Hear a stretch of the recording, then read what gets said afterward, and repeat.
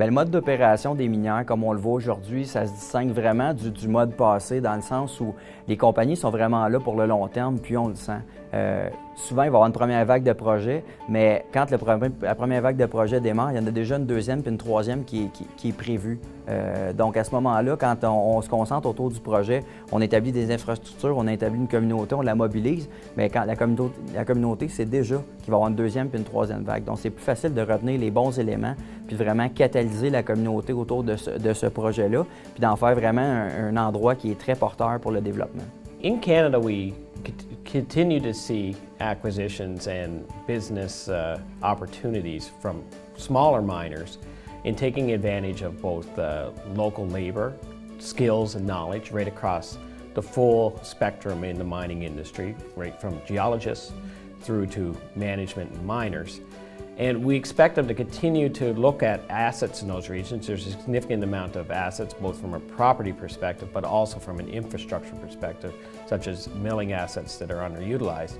And we expect miners to continue to be entrepreneurial, to start piecing those assets together to make good business propositions and value creation for shareholders. Si on regarde la façon dont les compagnies minières vont aborder les projets comparativement aux années passées où c'était un petit peu plus difficile au niveau du marché, les compagnies étaient déjà conscientes d'avoir une vue 360 sur les projets, donc d'impliquer les communautés, l'environnement, etc.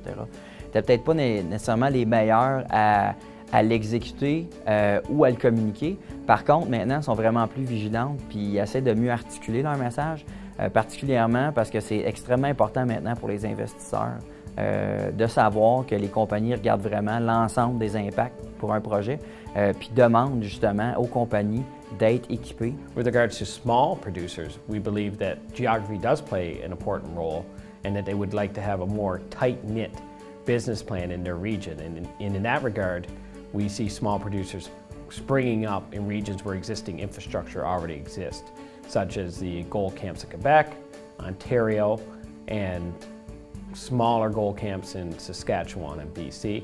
La capacité des compagnies d'attirer des talents locaux au sein de leur compagnie, c'est primordial. D'avoir des gens qui sont localement sur place, qui sont nés, ont été élevés dans ce milieu de vie-là, c'est critique pour les compagnies. Pourquoi?